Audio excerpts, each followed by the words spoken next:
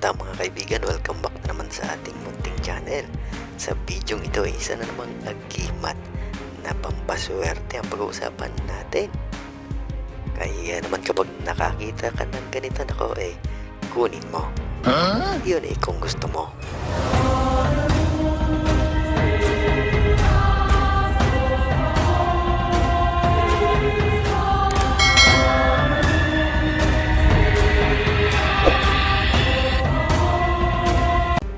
Yun, magandang buhay sa inyo mga kaibigan.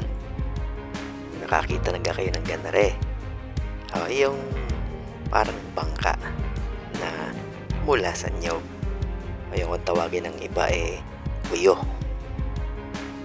So ang uyo yung pinagbalatan ng bulaklak ng nyog. So kapag bulaklak yung nyog, yun bumubuka, nabibiyak. At lumilitaw din yung mga bulaklak ng nyog hanggang sa sila maging buko at tuluyang maging nyog.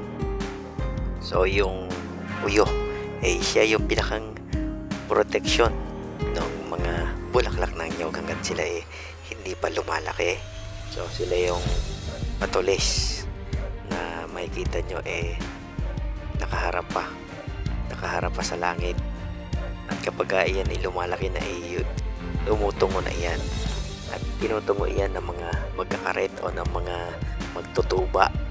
Kapag magtutuba kasama yung uyo sa pagputol, sa pagpunggos, at kasama naman yung uyo sa pag-shoot sa tukil upang doon naman tumulo yung tuba, coconut sap.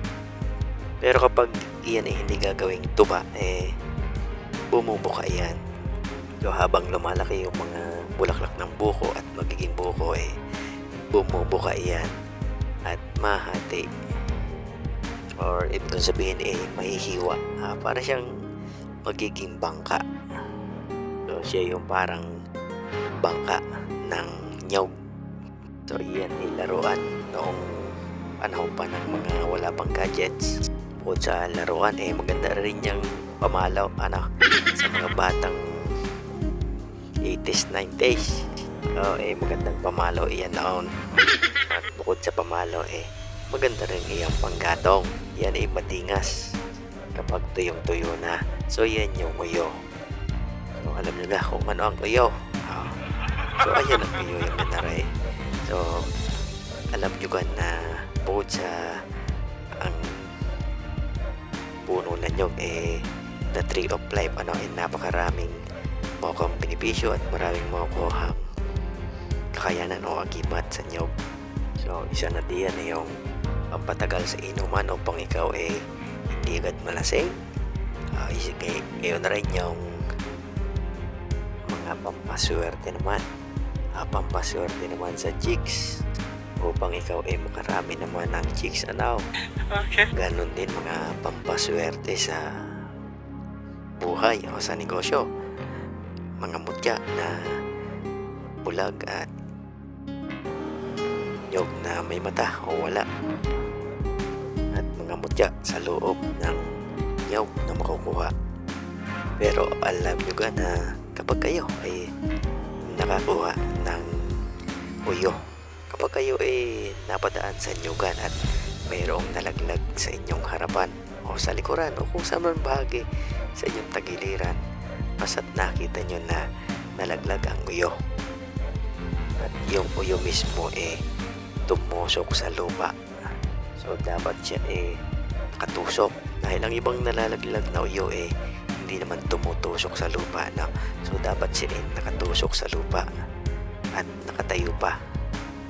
Yun yung parang ganare. So kapag nga yan nakita ng nakatusok sa lupa, kunin mo. So dapat bagong galing pa lang sa nyog na nalaglag at hindi tinusok ng tao. Yung pagkabitaw nyo doon sa nyog saktong tusok siya sa lupa. Yun kunin ninyo at yun naman magbibigay sa inyo ng swerte. So ano naman swerte ang hatid niyang Bruno? So yan magbibigay sa inyo ng swerte sa sabong. So kung kayo sabongero, magaling iyan na pampaswerte tuwing kayo lalaban ng sabong. So ang gagawin nyo lang kaya kung alin yung bumaon, kung alin yung parte na bumaon doon sa lupa, yun ang puputulin ninyo. Yun ang kukunin ninyo. At kapag kayo lalaban ng sabong, kukuha lang kayo ng kapiraso doon sa iyong uyo na nakuha. Kuha lang kayo ng kapiraso at yun ang isasama mo sa paunan, sa unan ng tari. So isasama nyo yun sa unan ng tari. At yan ay mabibigay sa inyo ng swerte sa inyong paglalaro ng sabong. So bibihira ang ganito mga pangyayari na makakita kayo ng uyo na nakatusok sa lupa. So kadalasan ang mga uyo kapag nalaglag sa lupa pulos mga nakatihaya yan.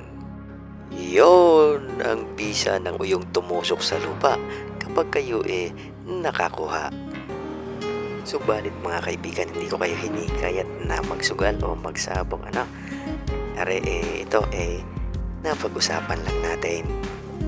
So iyan nasa sa inyo kung magsasabong kayo o hindi.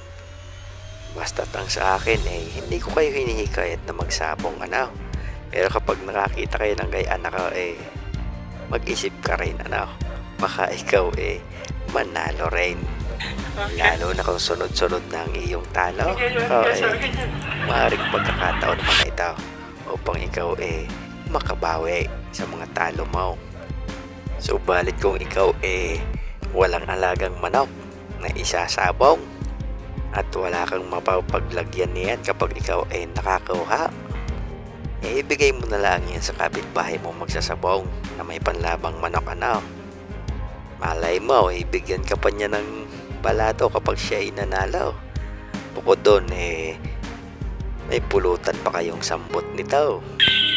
Nari pa ang isang tape kung ikaw walang panabong na manok na mapaglalagyan ng tari at hindi mga magagamit siyang gayaan kung ikaw mayroon.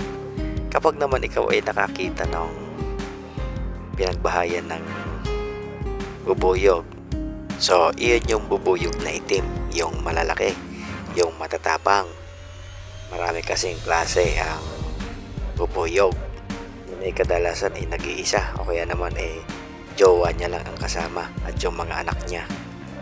So sila yung mga nagbabahay sa sanga ng mga punong kahoy at yun binubutas nila. So doon sila sumusuksok sa loob ng kahoy na kanilang binutas. At kapag nga kayo nakakita nung binutas nila na kahoy na nakalimutan nila, napasarap ang kanilang pagbutas, hindi nila sinasadya at yun tumagos, naging tagusan yung pagbutas nila. Ika nga kabilaan ang pinto, magkatapat. So iyan kunin ninyo. Yun diyang parang ganare, ligay pagkaganda ng drawing. At iyon dadalhin nyo naman sa sabong. So kung kayo mga walang alagang manok at kayo mahilig laang pumusta, ika nga naglilibang lang sa pagpusta makatulong yan sa inyo upang kayo manalo ng todo-todo.